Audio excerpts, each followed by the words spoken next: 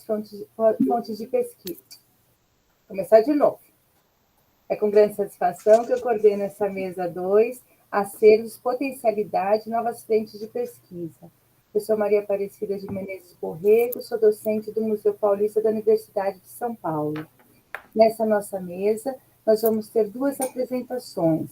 Uma é realizada pela Judy Christie Pimenta Abraim e Rodrigo Otávio Garcia, do Arquivo Público do Estado de São Paulo, que vão apresentar a comunicação São Paulo Colonial, da Arca ao Arquivo Público.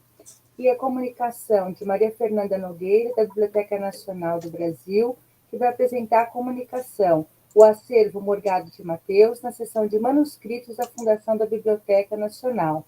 Vou apresentar, então, os primeiros palestrantes. A Judy Christie Pimenta Abraim, ela é mestre em artes pela Universidade de São Paulo, com bolsa CAPES. Ela é especialista em organização de arquivos pelo Instituto de Estudos Brasileiros, o IEB da USP. Ela foi pesquisadora do IEB e, além disso, apresenta experiência como diretora técnica do Núcleo de Paleografia do Arquivo Público do Estado de São Paulo. Rodrigo Otávio Garcia, vinculado ao Arquivo Público do Estado de São Paulo, apresenta experiência exercendo o papel de diretor do Núcleo de Acervo Textual Privado, além de substituto do diretor do Centro de Acervo Permanente. Então, eu passo a palavra para vocês. Vocês têm 25 minutos para a apresentação. Aos 20 minutos, então, eu entro informando que tem mais 5, tá certo? Muito obrigada, então, a todos os presentes.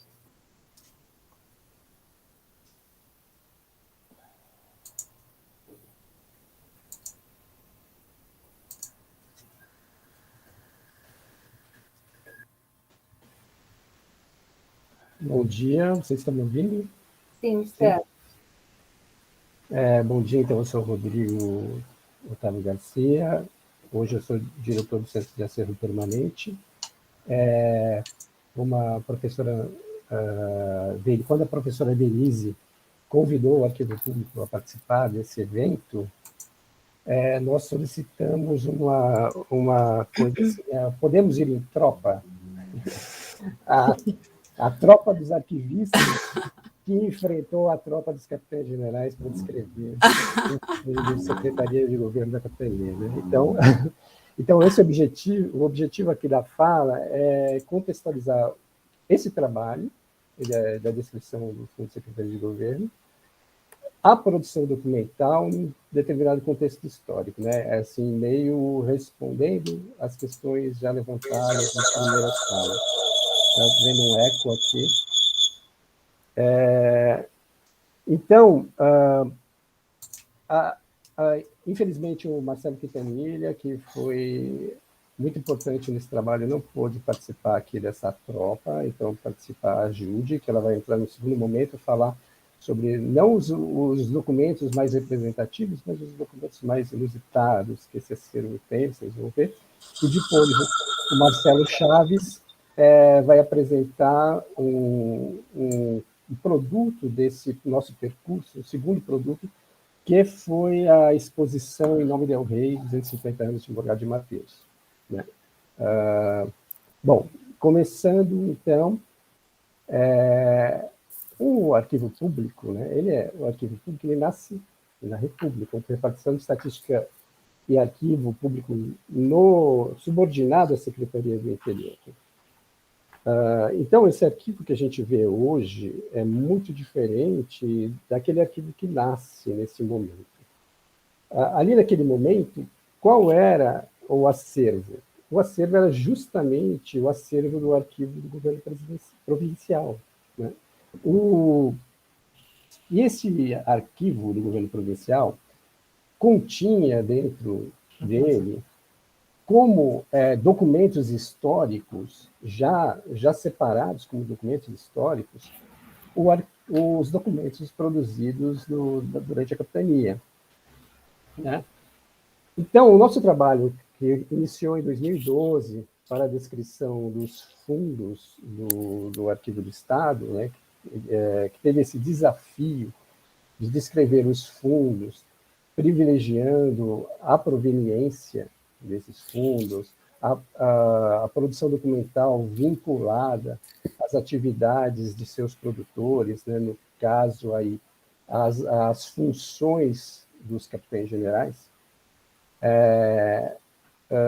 Esse trabalho resultou, em primeiro lugar, na descrição de 2 fundos, o Fundo Secretaria de Governo da Capitania e o Fundo Secretaria de Governo da Província.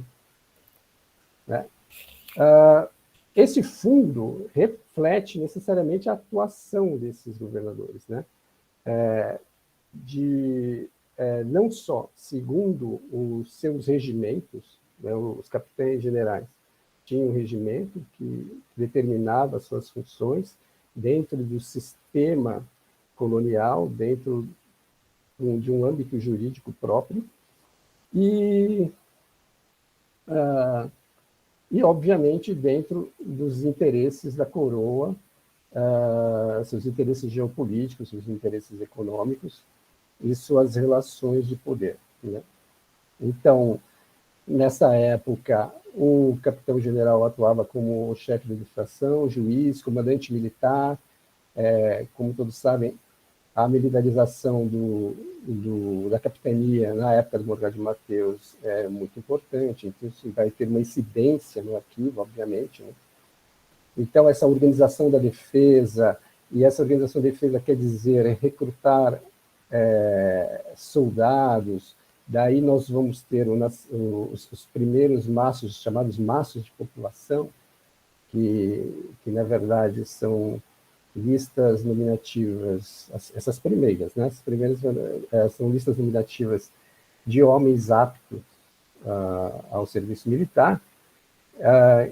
Então, a Constituição do Arquivo reflete exatamente essas funções regimentares do capitão-general e aquele contexto particular daquele período. Né? Obviamente, todas essas atividades têm que ser registradas.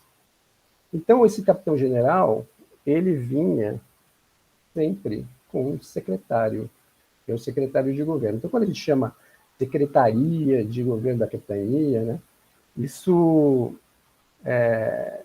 de certa forma, contém um certo anacronismo. Né? A gente pensa numa Secretaria de Governo do Estado hoje, ela é um prédio com 500 funcionários, né? Ali ela começa como uma arca, um secretário, seus auxiliares, um escrivão, e esse secretário vai cuidar de seus documentos, vai registrar as mercês, vai organizar os papéis, e como vocês vão ver um pouco mais para frente, terão uma atuação muito importante na criação e na demonstração da organização desses papéis, que vai permitir que nós reconheçamos este arquivo hoje.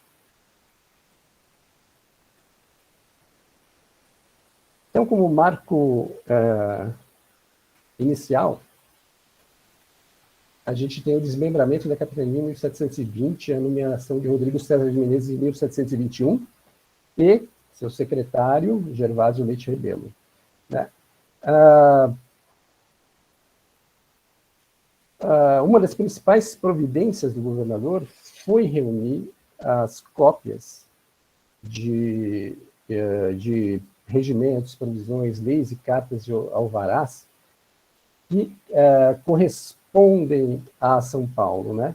Lembrando que aí, com a separação da Capitania de São Paulo, e Ilhas de Ouro, né, já há uma primeira dispersão de papéis. Né? Um segundo momento, nós podemos ver aqui, no próximo slide, Juízo, o inventário de livros e maços que o Gervásio prepara, que tem como destaque as cartas régias recebidas pelo governador de São Paulo. Né? Aí, tem esse período inicial, de 1721, mas ele percorre toda a capitania. Lá no fim, nós vamos ver que ele descreve também o que vai acontecer quando a capitania será extinta.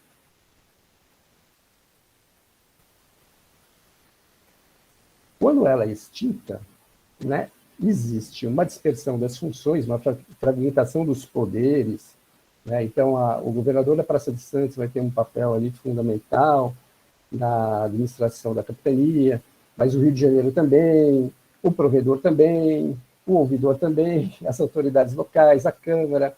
Então, obviamente, houve uma dispersão inicial dos documentos, o próprio Gervásio mostra isso no seu inventário, quando os documentos eles foram colocados em arcas e levados para Santos. Eles foram levados para Santos. Agora, obviamente, há uma produção documental a partir dessa administração que começa a existir a partir daí. E isso vai ser muito evidente depois no fundo hoje em relação ao governador da Praça de Santos.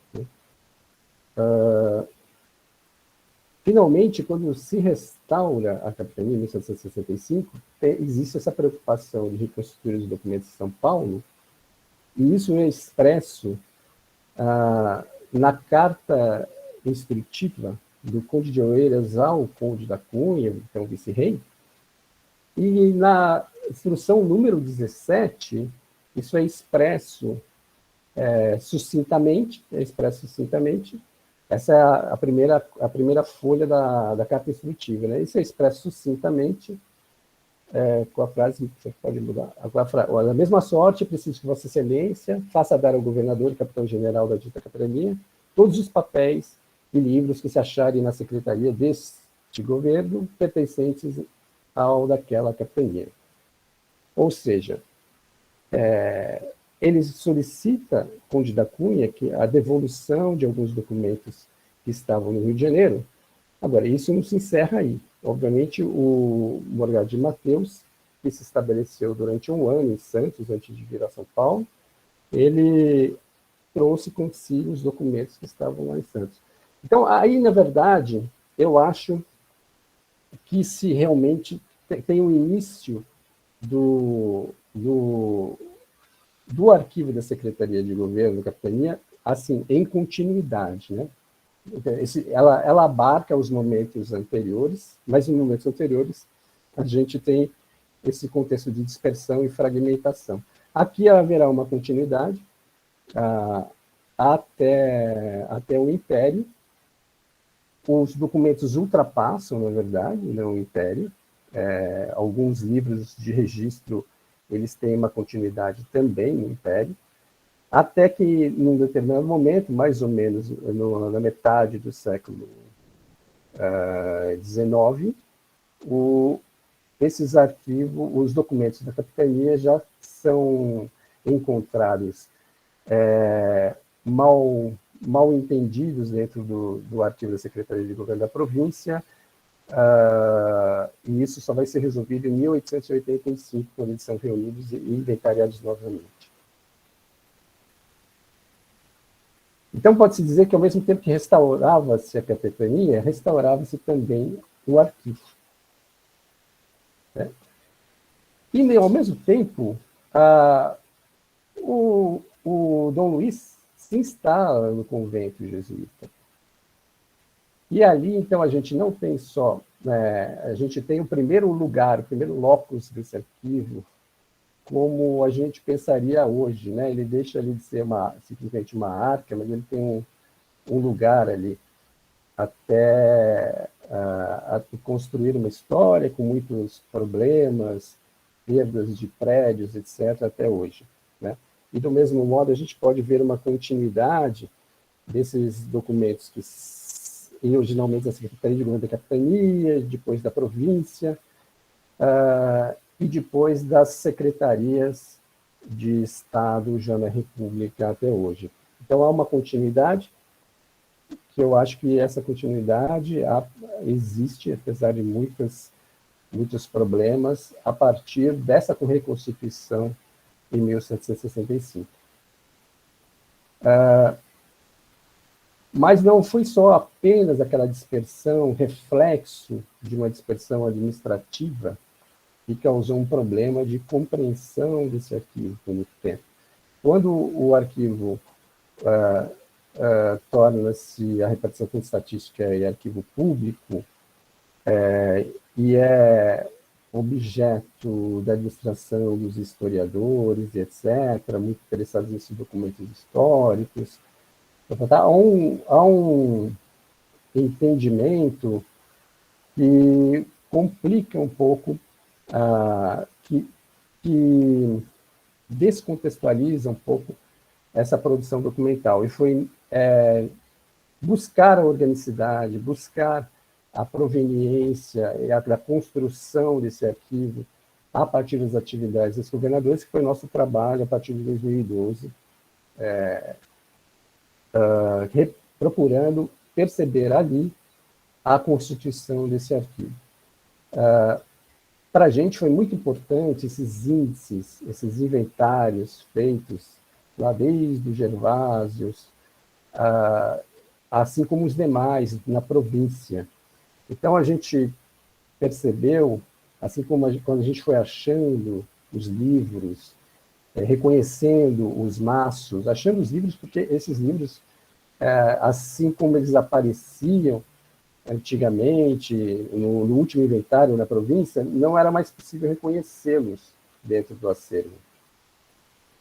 Então, realmente, esses livros foram sendo achados e identificados como aqueles livros produzidos pelos capitães generais. E nesse trabalho, a gente chega a mais ou menos 80% de identificação dos documentos, de livros e maços, como descritos em 1885 no inventário feito na província. Então, nós procuramos arranjar esses documentos conforme as atividades da Secretaria ou dos capitães generais. Então, nós temos aqui a administração geral. Nós temos aqui que ter um cuidado bastante grande em entender a administração geral, porque ela pode parecer menor, né, de que fazenda, que justiça, que defesa, mas ali nesse grupo administração geral é que estão, por exemplo, os livros de registro de mercês, marias, provisões, e, sobretudo, a correspondência com os vice-reis, a correspondência com o Conde de Oeiras, e a correspondência com outras autoridades, né? Assim como aí estão os cartulários das ordens reais, leis, decretos. Então, é neste grupo que você vai encontrar a administração funcionando de maneira mais abrangente, né? Aí que estão as ordens dos capitães generais, né? Os livros copiadores de ordens, por exemplo. A gente tem muitos documentos, espécies documentais ou tipos documentais nesse acervo, e apenas os livros foram seriados. Foram seriados, sobretudo, pela Jude. Então, vocês podem encontrar na nossa descrição do fundo no guia de acervo, na plataforma ICAATO. Lá, todos os livros da capitania estão descritos um a um e estão seriados. Os outros documentos, os documentos avulsos, não. Os documentos avulsos, eles conservam, em parte, grande parte, aquela organização em maços feito pelos secretários de governo, mas eles não estão descritos um a um, tampouco em séries, né? Então, nós temos cartas, ofícios, requerimentos, petições, consultas, né? E isso em maços. Já muitas ordens, alvarás, decretos, contratos, muitas vezes eles estão em cartulários. Então, eles estarão descritos nos livros seriados. Esses documentos refletem, como a gente tem dito, o contexto de produção e o contexto histórico. Então, no início do século XVIII, a gente tem as bandeiras, a distribuição de terras, as expedições pelo sertão, né? Sempre haverá pedido de mercês, aí eu acho que isso é transversal, atravessa todos os períodos. Mas já na segunda metade, como todos aqui nesse evento reconhecem, a militarização da capitania, portanto, a reorganização dos corpos de ordenanças, as companhias milícias, os recenseamentos, que no primeiro momento é o alistamento militar, a reforma de fortalezas, então, e a expansão territorial, formação de povoados, vilas.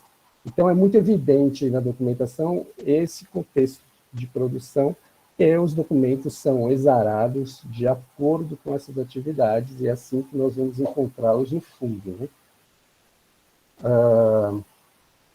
Então, agora, transversalmente, porque muitas vezes a pessoa, mas o que se encontra aí? Nós responderíamos no primeiro momento, se encontra o que o governo fazia, de acordo com as suas atividades e funções. Então, você precisa entender como esse governo funcionava para entender como esses documentos foram produzidos. Mas, obviamente, há assuntos transversais, né? Como, obviamente, a escravidão, a expansão territorial, as obras públicas, né? E os aspectos correntes da administração. Então, todo mundo reclamava para o capitão-general. Então, você vai ter uma série de cartas e petições com a pessoa reclamando que o capitão-general tem que resolver algum aspecto da vida dela, além, claro, dos pedidos de mercês. Então, pedidos de perdão, cobrança de dívida. Então, ele perpassa o arquivo da capitania. Rodrigo? Oi, está acabando. Você tem 5 minutos. Tá bom. Júlio, vocês vão se virar. Dei o espaço da Júlia? Tá, então eu encerro. Vamos pular essa parte.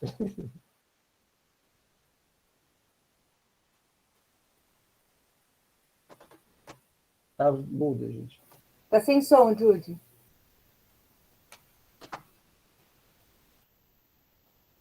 Não, tá sem som ainda. Oi. Oi. Agora tá? Sim. Eu vou compartilhar de novo. Vou voltar aqui para a tela. Eu vou me virar nos 30 segundos, gente. Pode deixar.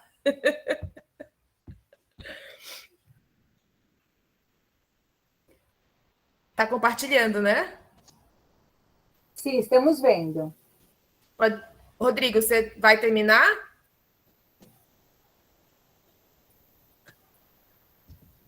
Bom, o Rodrigo não vai terminar. Eu vou tentar ser concisa nos 5 minutos que me restaram.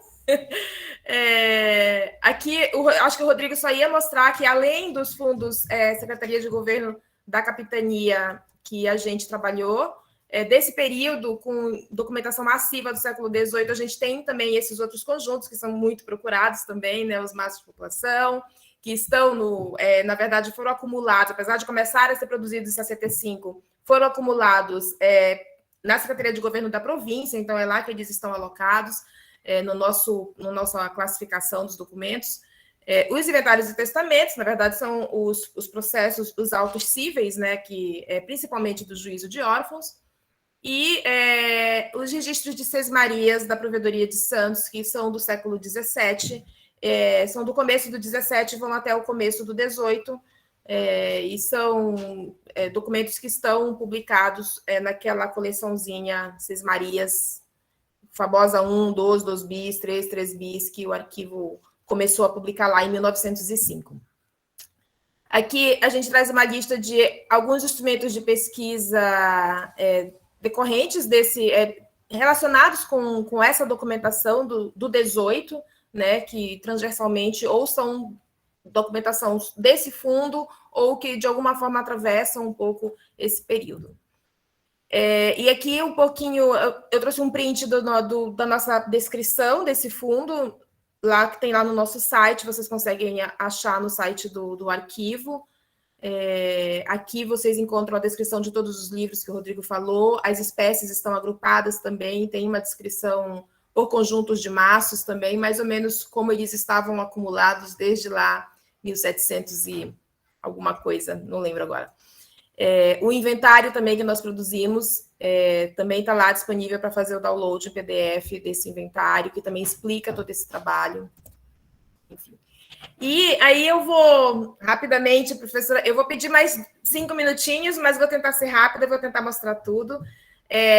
Uma das encomendas, né, o que a professora Denise, quando nos convidou para participar do evento, ela, na verdade, fez uma provocação com a gente, né, ela nos instigou a falar sobre iconografia nesse acervo, que, como vocês viram, pelo que o Rodrigo mostrou e pela própria natureza das atividades que geraram esses documentos, são documentos da esfera administrativa, 100% deles, né, e documentos onde as entidades, as pessoas, o governador, o vice-rei vão produzindo, vão acumulando, vão trocando essa correspondência, né, enviam e recebem documentos o tempo todo, né, então são essencialmente documentos textuais, né, e aí o nosso desafio era falar sobre iconografia presente nessa documentação, que é uma documentação essencialmente textual, essencialmente de linguagem discursiva, né?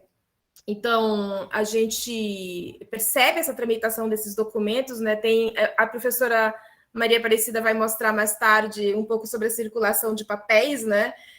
A gente aqui está lidando com a tramitação dos documentos, né?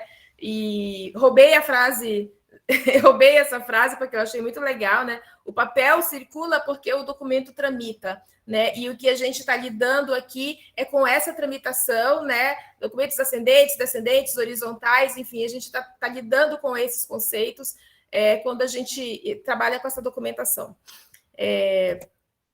Então, procurar falar sobre iconografia, quer dizer, o que é iconografia? Né? Escrita da imagem, ou seja, a representação em imagem de alguma coisa, né? A linguagem predominante é imagem, né? Para arquivo, quando a gente fala do gênero iconográfico, a gente está falando de linguagem, né? A gente está falando de uma linguagem predominante que é a imagem e não o texto discursivo. Né? E aí, onde a gente encontra num acervo como esses, essencialmente discursivo, né, essas imagens, né? Onde é que a gente encontra? E aí eu fiquei ali pensando como é que eu vou falar sobre isso, como eu vou abordar isso. Realmente foi um desafio, professora Denise. E aí eu fiquei pensando, bom, é pela função. Né? Esses documentos, eles nada é feito em vão. Né? A gente está falando de um período de produção documental que tem um objetivo muito específico para cumprir, né? Todos aqueles atos administrativos, atos jurídicos. Então, por que o documento traria um elemento imagético, um documento que deveria ser totalmente textual, né? Tem a ver com a função e com a sua espécie documental, né? Isso é uma coisa, isso de um lado, né? E por outro lado, também pode ter a ver com a imagem como puro ornamento. Ainda assim, a imagem como puro ornamento, sem ser uma imagem carregada de algum significado que não seja o puro ornamento, ele também não está ali à toa na documentação, né? Ele tem, o ornamento tem algum sentido no local onde ele se encontra. Então, como vocês... partindo desse princípio que é pela função, né, eu fiquei pensando temas em temáticas na documentação que necessitassem dessa representação imagética. Né? Então, o que a gente vai encontrar normalmente é o que a gente vê, né, em 100% dos casos, nesses casos aqui, documentos anexos, né, mapas, plantas, documentos anexos que se aderem a alguma questão que está sendo tratada numa documentação textual. Né? Então, a imagem, ela nunca vai, nesse caso aqui, ela nunca vai estar totalmente desligada e não vai ter nenhum sentido se ela não tiver o seu contexto ali, e normalmente ela vem como um anexo de alguma coisa. Então, estou encaminhando um mapa, estou encaminhando o projeto da planta como proposta para se fazer tal coisa. Então, ele sempre vem atrelado ao cumprimento de alguma coisa que vem por escrito. Aqui eu trouxe um livro, um livro bem bonito da Capitania, que é um livro onde tem o registro das primeiras cartas trocadas, enviadas pelo Morgado de Mateus, para as autoridades. Autoridades ascendentes, né, para o vice-rei e para o conde de Oeiras e para os ministros em geral, né? Mas a maior parte praticamente o livro da prestação de contas dos 2 primeiros anos de governo ao conde de Oeiras, né? Nesse livro, por exemplo, eu vou começar a mostrar alguns exemplos. A gente encontra algumas coisas muito curiosas e que mostram que realmente a imagem ela sempre vem anexa a alguma coisa, né? A gente tem, por exemplo, a cópia de uma carta enviada para o conde de Oeiras, onde ele está dizendo: acompanham a esta os padrões das cores e as divisas que se compõem os uniformes. Então, o Morgado está propondo, né, um uniforme, um figurino, um fardamento para as tropas que ele está ali começando a compor ali. Ele ainda está em Santos, aqui em novembro de 1765.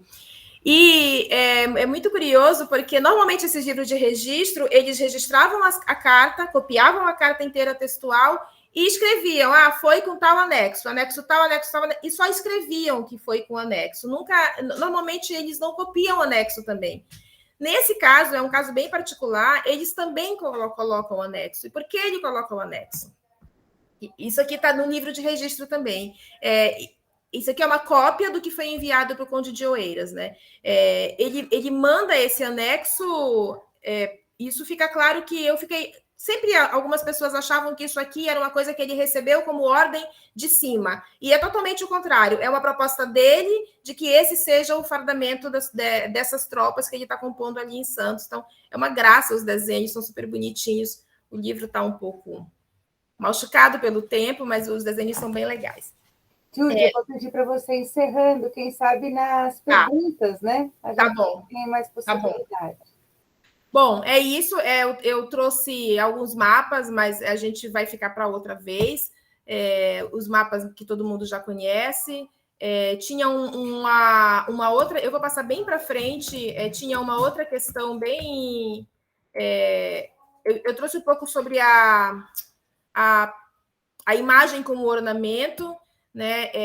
E aqui a gente tem algumas coisas que acho que todo mundo que trabalha com esse acervo conhece, que são aquelas capas belíssimas de alguns maços de população, produzidos com todo esse requinte, aqui com um pouco menos de requinte, mas não menos o sentido de ornamentar, de fazer uma capa, uma coisa assim, né, mais solene, né? Aqui uma capa extremamente diferente de todas as outras massas de população também que a gente tem. Um livro que ele depois de restaurado, a gente percebeu que ele é todo dourado, tem uma douração ali na lombada, uma pintura, todo pintado à mão, isso que já é bem mais para frente, século XIX. E uma segunda questão que eu vou deixar só como um rastrinho para vocês pensarem numa pesquisa futura sobre isso, é a questão da imagem relacionada à validação, né? A imagem como ornamento, como um sinal de validação. Isso é uma coisa que é bem abordado que são as assinaturas. Acho que é uma coisa que pouca gente trabalhou aqui, essa questão das assinaturas. Por favor, calma. E aí tem eu indico esse livro da Beatriz Frankel, que é um livro maravilhoso, uma leitura deliciosa, né? E ela aborda justamente essa questão das assinaturas, ela traz ali imagens belíssimas de assinaturas. A gente tem isso aqui, né? Quando a gente olha para uma assinatura, por exemplo, para o sinal público de tabelião, ele tem uma mensagem carregada ali, ele não é uma imagem que está ali só pelo desenho, tem um sentido nisso, né? É como validação. Ou quando o vigário assina e faz esse sinal, que aí não é um sinal público porque não é um tabelião, mas também tem a questão imagética ali na assinatura, né, que individualiza a assinatura desse vigário diante das outras. E em várias assinaturas no século XVIII a gente encontra esse tipo de ornamentação, né? O professor tem esqueci agora, mas já me falaram que na verdade, são guardas da assinatura, são sinais, é como se fossem os sinais públicos das assinaturas, mas não são tabeliões, então são as guardas das assinaturas e elas indicam que foi aquela pessoa que assinou, né? E aqui vou deixar de brinde aqui a assinatura do nosso querido Morgado de Mateus, né? Às vezes a gente vê no requerimento só esse DL bonitinho aqui do lado. E aqui um um dos poucos exemplares que a gente tem da letra de punho do Morgado, onde ele certifica uma cópia que ele anexa a um cartulário e também assina essa certificação e a letrinha dele ali. E é isso, gente. Muito obrigada. Muito obrigada, Gilde. Coordenar a mesa é sensacional, mas a gente tem esse papel, né, castrador. Então, isso eu peço desculpas. Imagina, professora. Recebemos da Denise vários e-mails que a gente tinha que controlar rapidamente. Eu sabia que isso ia acontecer e estava preparada para correr e pular os mapinhas, mas eu acho que, pelo menos, passar os mapas deu para vocês verem que tem pouco, mas tem coisas muito interessantes para serem pesquisadas e investigadas ainda. Interessantes, e um mapa em particular é muito importante que a gente ouça a Júlia falar. Não há dúvida. Muito obrigada. Vamos ver se a gente consegue, nas perguntas, desenvolver mais um pouquinho. Então, eu passo agora a palavra para a Maria Fernanda Nogueira. Ela é graduada em Biblioteconomia e Documentação pela Universidade Federal Fluminense. Apresenta experiência não só como bibliotecária da Divisão de Manuscritos da Fundação Biblioteca Nacional do Rio de Janeiro, mas também na área de Ciência da Informação, com ênfase em biblioteconomia.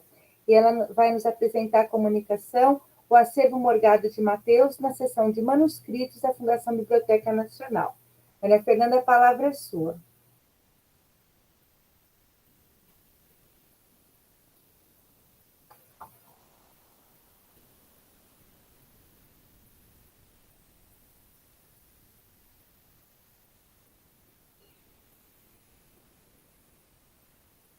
Deixa eu colocar aqui para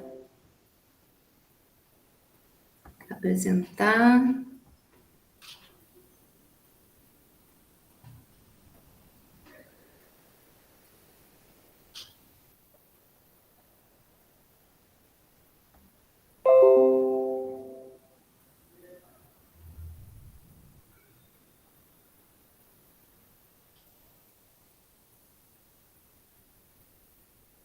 Eu espero que a minha internet não tenha problema agora. Está carregando, né? Pois é.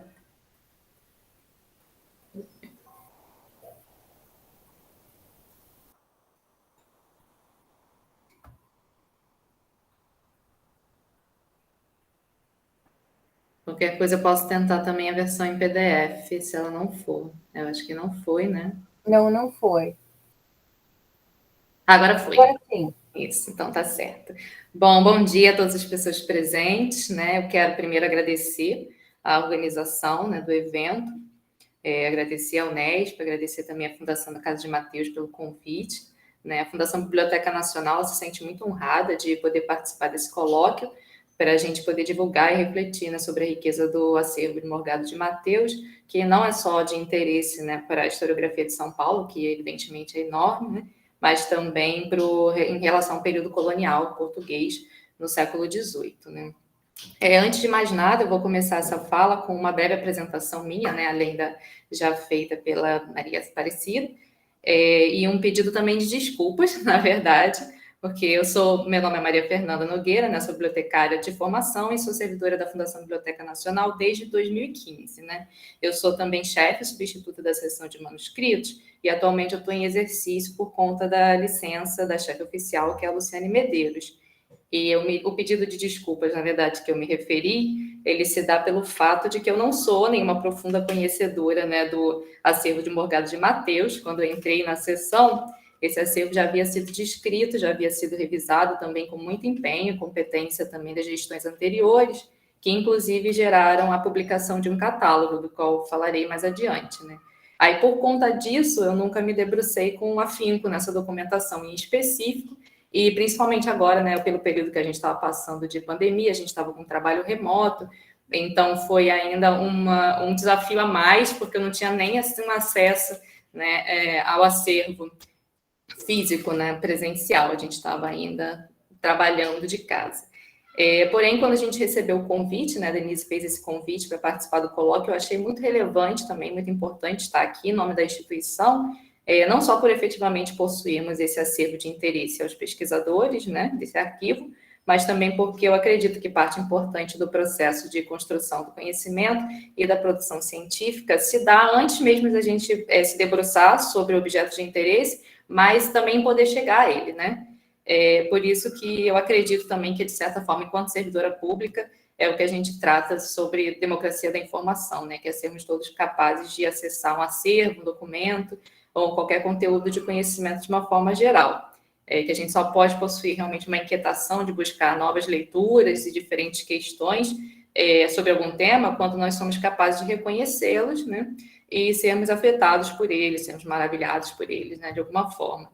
E, particularmente, esse colóquio acabou sendo também, para mim, um ganho, né? Porque no meio dessa correria de resolver só os problemas imediatos do dia a dia de trabalho, eu pude parar para olhar também um pouco sobre o acervo do Morgado de Mateus, com um cuidado que eu nunca tinha tido, né? E perceber mais um pouco também da riqueza que a gente possui e às vezes a gente também nem percebe, né?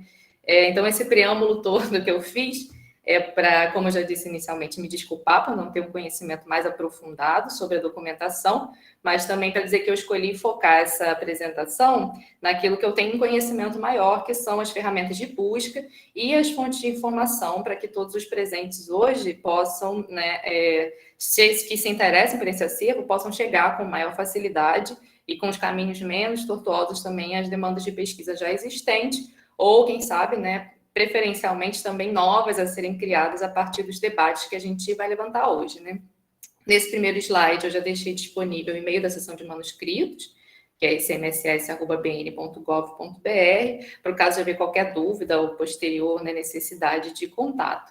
Então, vou começar pela história arquivística do acervo, né, que é o arquivo Morgado de Mateus, como também é conhecida a coleção, constitui-se de documentos privados, oriundos de um conjunto maior que era mantido pela família do quarto Morgado de Mateus, né, governador da capitania de São Paulo, o Luiz Antônio de Souza Botelho Mourão.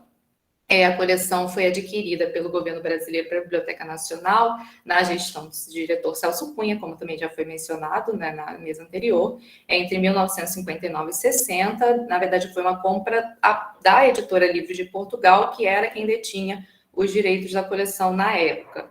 Foi a última grande aquisição de manuscritos por compra efetuada pela instituição e por restrições orçamentárias. Atualmente nós recebemos documentação majoritariamente, quase que exclusivamente através de doações. A gente não faz mais compras, então essa foi uma última grande compra de manuscritos da Biblioteca Nacional.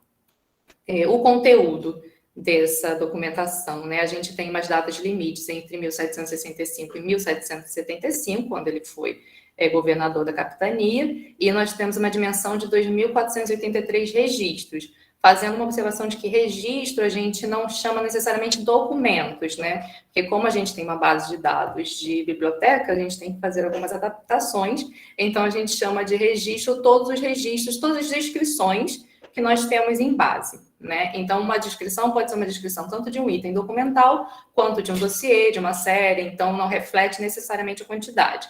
O conjunto estimado é de 13.000 peças, que é formado por manuscritos e códices que tratam principalmente da administração, né, do Luiz Antônio, na capitania de São Paulo, do desbravamento do Paraná e contato com fronteiras do sul do país. A coleção contém mapas, correspondência oficial e particular enviada e recebida do Botelho Mourão, livros de registro de regimentos, decretos, cartas régias, finanças, ordens, portarias, editais, etc., registros de despesa com expedições de exploração, diários de viagens, documentos diversos sobre mineração, aldeamento de indígenas, limite, casa de fundição, etc. também.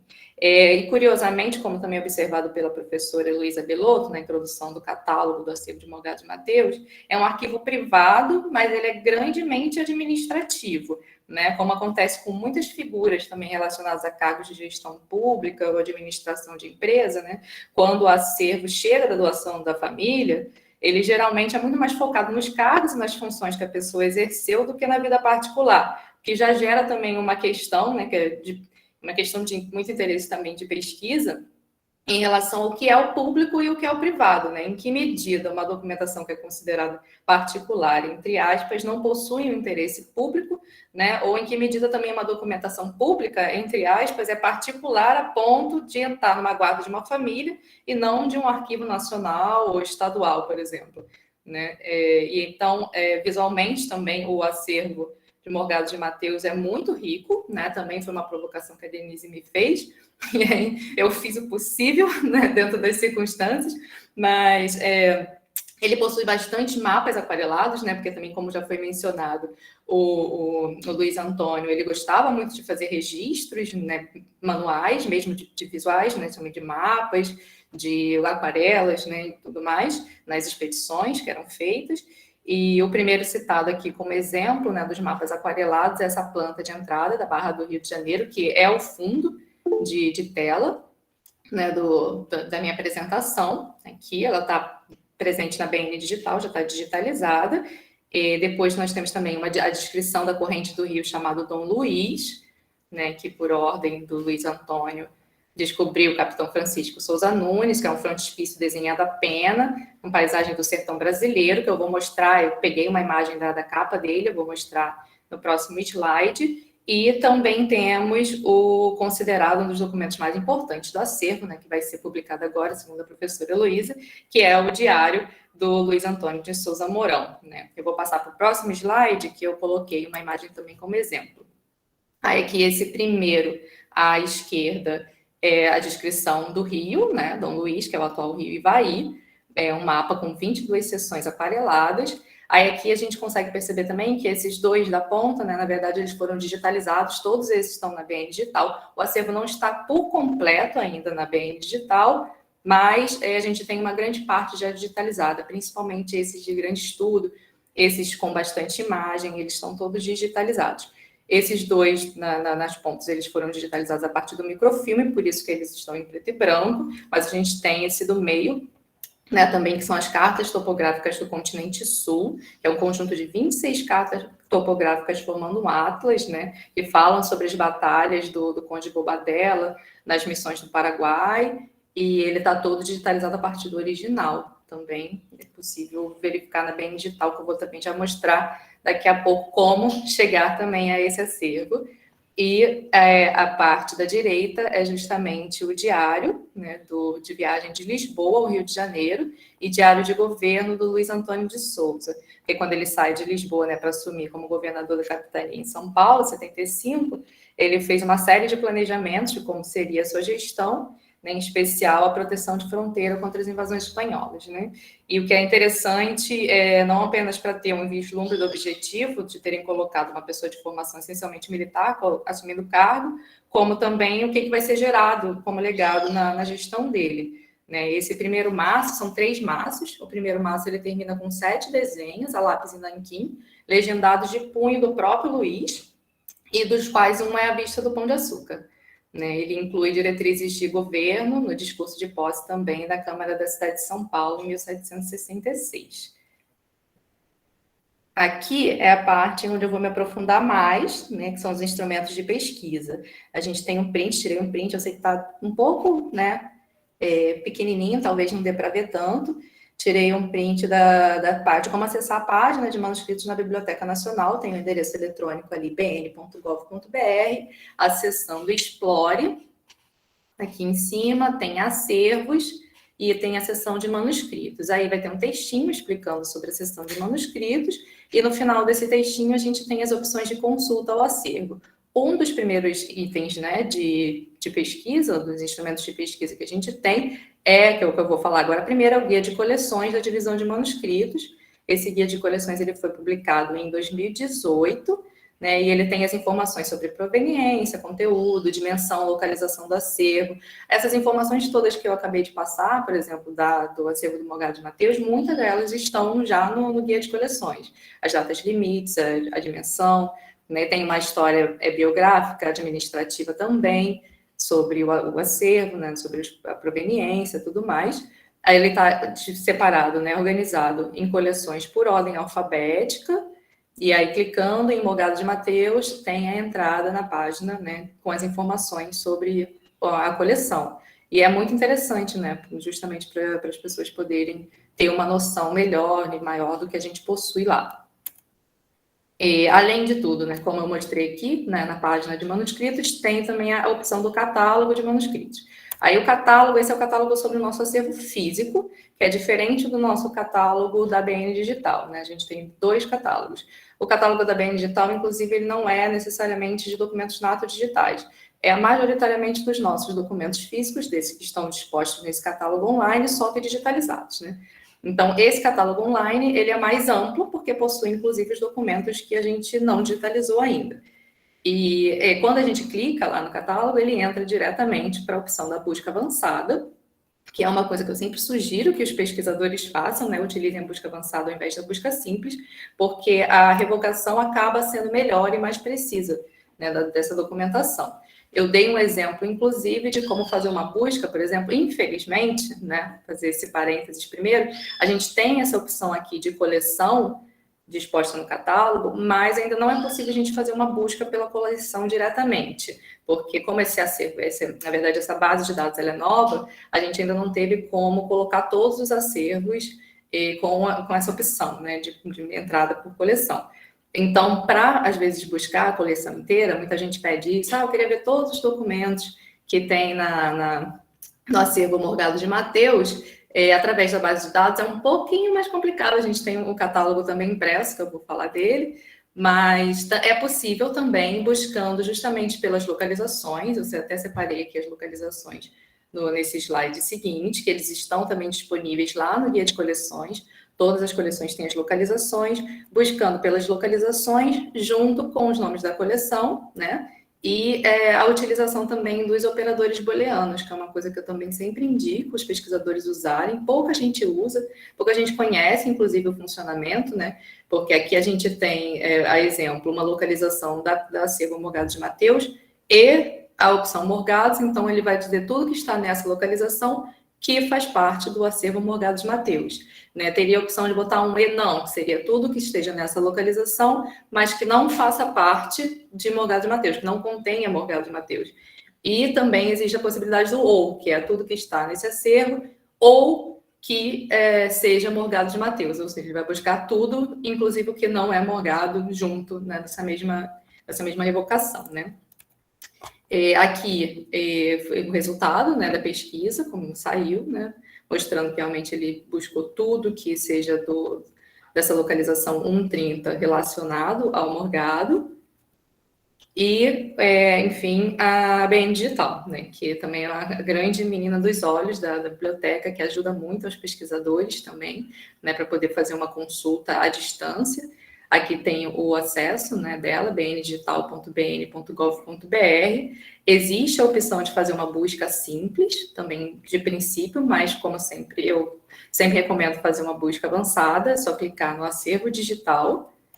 E dentro de acervo digital, eu fiz aqui uma busca simples, básica também, de exemplo, de Morgado de Mateus, entre aspas, ele já tem uma recuperação grande, já está vendo 2.528 registros já digitalizados, que é possível a gente também filtrar, por exemplo, mapas tem 20 aqui digitalizados, de manuscritos textuais, né, a gente tem 2.000, mais de 2.500 e pouco, e é possível clicar tanto no PDF, alguns documentos, quando são mapas, existe uma possibilidade também, além de PDF, por HTML, que dá para fazer zoom melhor, né? A pessoa consegue visualizar com mais detalhes, principalmente a topografia.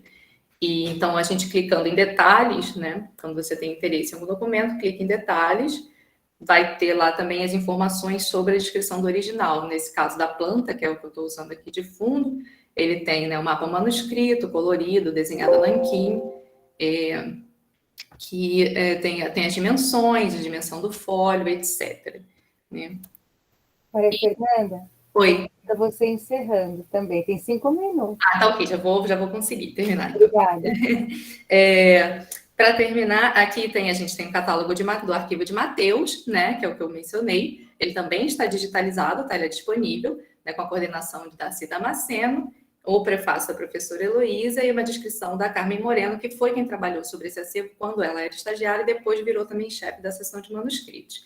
Esse catálogo tem todo o acervo, né, mas é tudo escrito, é mais difícil, às vezes, de fazer uma pesquisa mais direcionada, se você tem um assunto mais de interesse específico.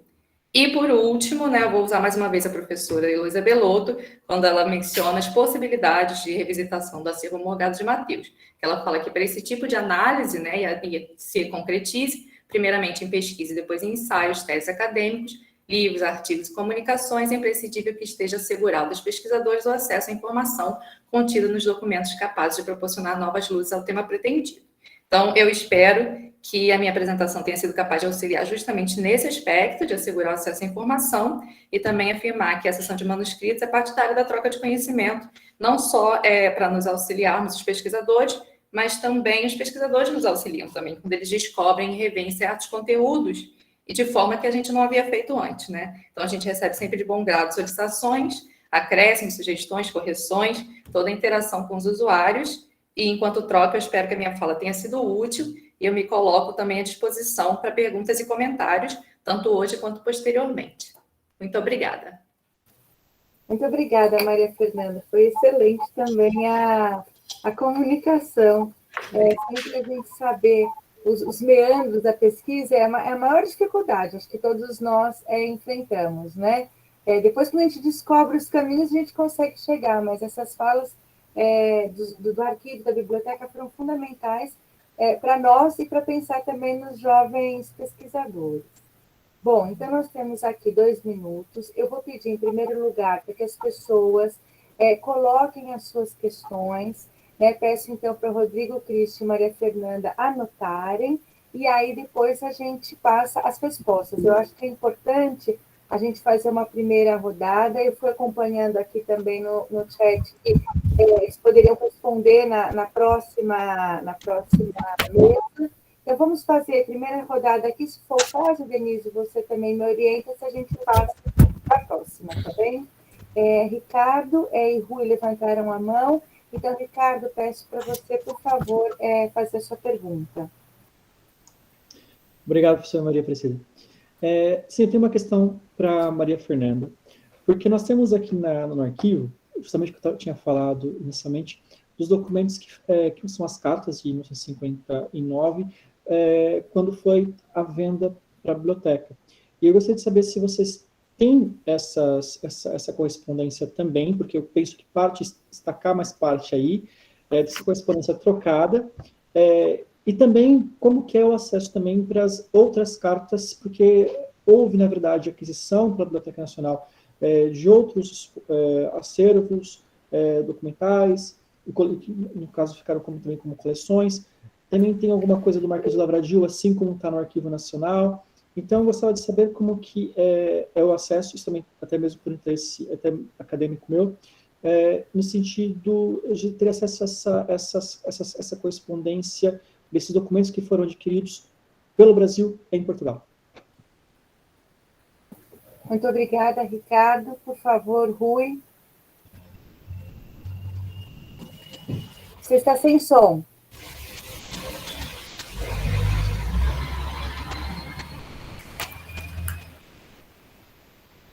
Continua sem som.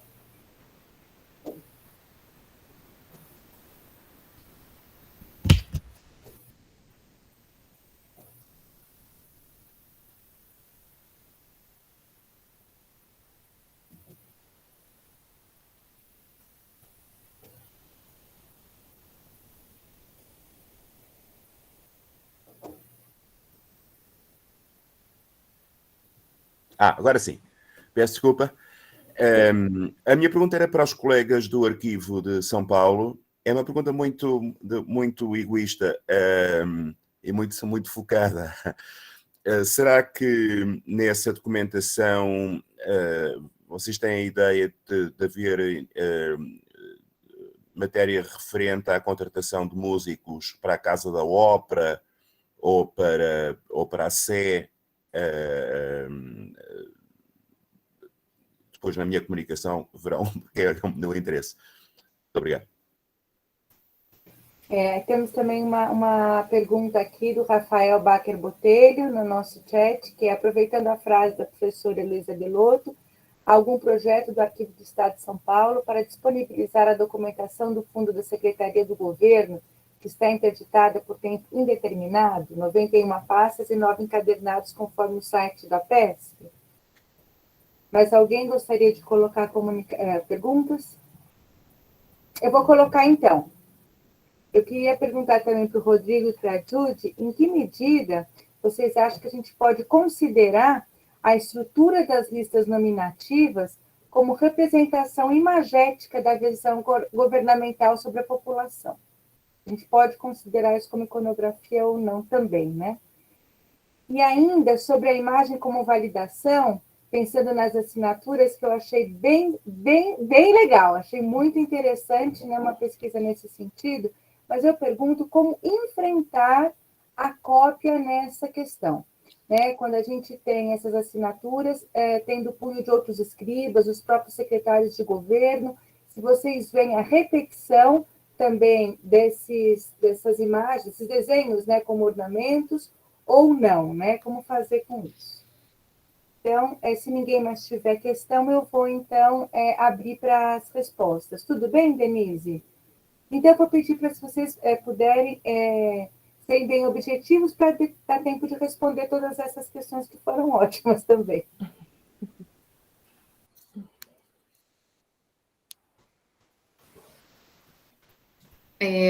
Ricardo, então, em relação à documentação sobre a compra, a gente tem uma pasta lá na seção de manuscritos, que é justamente sobre esse processo de compra, e aí são duas partes, a gente tem uma lista com os títulos, né, os documentos, cada um, relacionados, e uma troca também de correspondência oficial entre o diretor da época, né, o Celso Cunha, e o Ministério da Educação e Cultura daqui do Brasil, a partir de 58, a gente tem essa documentação lá também. Em relação ao acesso, atualmente a gente ainda está fechado por conta da pandemia, né? A gente vai passar a atender, espero agora até no final do ano, que esse atendimento vai ser agendado. Além disso, né, a gente vai agendar um pesquisador por vez, mas em circunstâncias normais, né, vamos falar também, que eu espero que a gente chegue em breve, a gente não precisa de agendamento, é só você entrar, né, na biblioteca normalmente, e a gente atende e o acesso é tranquilo. O tempo que você, documentação que você conseguir pesquisar no dia, né, é liberado. À distância também a gente faz esse atendimento através do nosso site, dentro também do site da BN, tem pesquisa à distância, que também você pode solicitar os documentos que você deseja. Se for possível deles serem digitalizados, não ser nada protegido por direitos autorais, nesse caso não, porque é a documentação administrativa, né, e também já muito antiga. Existe também a possibilidade de digitalizar a partir dos originais ou a partir do que já está também digitalizado, com um pequeno custo, né? Então, a vantagem de pessoalmente é que você também pode reproduzir com a sua própria câmera, com celular, o que seja, né? Mas também tem essa possibilidade de pesquisa à distância para o acesso, tá? Espero que tenha tirado as dúvidas. Rodrigo, Judy? Judy, você responde... Eu respondo fora de circulação. Não, só respondo. Tá, bom, em relação à questão dos músicos, bom, eu sou musicóloga, professor, então eu sempre fico atenta quando eu me deparo com alguma coisa assim. Sim, quando a gente organizou, quando a gente manuseou os maços, principalmente os papéis avulsos para fazer o reacondicionamento, e quando a gente estava fazendo a pesquisa para a exposição, eu lembro, né, Rodrigo, da gente lembra de ter visto...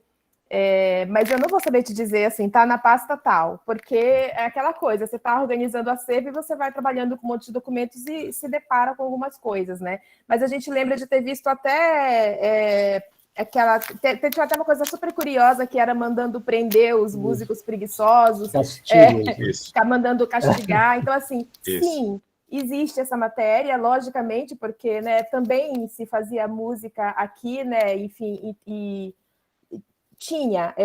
tem uma outra pesquisadora aqui em São Paulo, que é a professora Elizabeth Azevedo, da USP, que ela é da área de teatro, da história do teatro, e ela também trabalha com pesquisa a história, a Casa da Ópera, também tem alguns artigos sobre isso, e bastante interesse. Ela também pesquisa, acho que talvez até tenha pesquisado alguma coisa também nesse fundo, nesses documentos do período aí da Secretaria de Governo da Capitania. Mas tem que achar. Com a visita minha em breve. Tem que achar, porque a gente está falando de cerca de 800 pastas, isso dá mais ou menos 120 mil unidades documentais, né? e 298 livros, mas essa documentação seguramente não estará nos livros, é muito mais possível que ela esteja na documentação avulsa. Sobre o projeto de circulação, pode responder, Rodrigo, sobre o fórum de circulação. Você não quer continuar já? Bom, tá. Professoras, a questão da representação, eu não quis trazer, eu não trouxe essa coisa aqui porque eu sabia que não ia dar tempo de falar todas as coisas que eu queria falar, professora Cidinha, mas sim, eu estava até conversando um dia desse com a professora Ana Maria Camargo sobre essa questão dos maços de população, né? Eu não tinha pensado no ponto de vista da representação imagética como representação dessa estrutura de governo, mas eu acho que sim, que poderia sim haver um esforço nesse sentido. Eu tenho trabalhado com os maços de população porque a gente vai disponibilizar eles integralmente no site em breve, né? Então quem está fazendo a indexação desses maços sou eu. Então eu tenho olhado todos, tenho, percorrido todos, assim, e a gente está falando de uma série que, para mim, hoje, isso já está muito claro, é uma série documental que perpassa ali quase 100 anos, né? Ela vai de 1765 e você tem maços ainda na década de 50, no século XIX, né? E o que eu vejo, assim, e muito baseado também na legislação sobre a questão, na regulamentação dos maços, a cada vez eles vão se sofisticando, né? E é claro que essa sofisticação da espécie documental, né, do documento múltiplo, que ele começa sendo só uma lista nominativa para um objetivo X, né, e ele vai se transformando num grande recenseamento da população, e você chega a ter no século XIX aqueles mapas das madeiras para exportação, que também são belíssimos. Então, você vai tendo um acréscimo de tipos documentais dentro desse conjunto, né, que é o maço de população. Então, sim, eu acho que esse refinamento também, e essa coisa da documentação ir se enchendo e se estufando, ela reflete, sim, de alguma forma, a estrutura da mão do poder e de como esse poder está se distribuindo e está tentando controlar, de alguma forma, ainda o que a gente tem aqui na administração. Então, seria um estudo belíssimo, sim. Acho que tem jogo aí. A questão da cópia das assinaturas, se a gente fala de assinatura, a gente está falando de uma marca pessoal, né? Então, é lógico que as cópias, eu acho que elas não entrariam nesse escopo, não no sentido de trabalhar a assinatura, né? Porque a cópia, ela já é a cópia, né? Então, assim, é sobre o original, é sobre o original autêntico, né? Sobre o original, o primeiro original, né? Que recairiam todas essas questões da assinatura como sinal de validação, né? A cópia, ela só repete que o documento traz aquela assinatura, carrega aquilo, portanto, ele é válido, né? Ela só indica isso, né? Mas a assinatura como sinal de validação e como esse elemento imagético importante, eu acho que ela está ligada diretamente aos originais. Eu não vejo na cópia esse estudo tão rico assim quanto diretamente nos originais. E a gente tem, né? Eu vou dar os números para o Rodrigo, para ele responder a questão dos fora de circulação, porque tem um pouco a ver com quanto a gente tem de documento para pesquisar. No fundo da Secretaria de Governo da Capitania, nós estamos falando de cerca de 800 maços de documentos, pastas com documentos, ou seja, mais ou menos 120 mil itens documentais e 298 livros, né? Desses, 91 maços de documentos são fora de circulação e 9 livros estão fora de circulação apenas desse conjunto de 800 maços e 298 livros. Rodrigo. É sempre difícil e chato responder essa questão, mas a gente respondeu, inclusive, para a professora Maria Aparecida. Às vezes, nós não podemos dar acesso por uma razão ou outra. Nesse caso, quando o problema é o suporte, a gente tem que pensar, a gente tem que preservar o documento hoje para garantir o acesso amanhã, daqui a 100 anos, 200 anos. Então, é difícil, mas, obviamente, nós gostaríamos que esses documentos fossem restaurados o mais rápido possível, mas a nossa fila é gigantesca, né, de restauro, de pequenos reparos, de indução e restauro. A gente não tem capacidade para fazer isso. Eventualmente, um ou outro Claro, há vários níveis, né, de fragilização de suporte. Eventualmente, um ou outro a gente consegue dar um acesso especial, mas não é possível prometer. Agora, a gente tem uma boa notícia também, que finalmente a gente vai digitalizar os livros universais, né? São livros muito procurados, né, onde estão os registros de Sesmarias, provisões patentes, são extremamente procurados, né? Inclusive, curiosamente, os livros de Sesmarias, curiosamente não, ele exemplifica todas as nossas questões aqui. Um livro de Sesmaria, lá de 1700 e pouco, ele ainda às vezes tem caráter probatório, né? Então, a pré-história de um imóvel hoje está lá. Então, a gente tem um público de advogados, não só de historiadores interessados nesses livros. Finalmente, e depois essa matéria da transcrição paleográfica, das certidões paleográficas feitas pela Jude, né?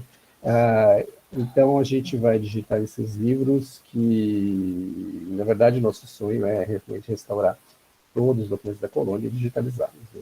Massa população também, de certa forma, é fora de circulação, mas eles estão microfilmados e a nossa digitalização está sendo feita a partir dos microfilmes, também são muito procurados, né? Então, na verdade, esse número de documentos aí da colônia acrescente-se os maços também, a porção colonial desses maços então é um pouco maior, e além dos famosos inventários e testamentos, que também estão fora da expressão. Infelizmente, né, professora? Então, mas nós já conseguimos outro caminho. Para pesquisa, nós já conseguimos. Sim. Professora Denise, levantou a mão, Denise? É rapidinho, viu, Cidinha?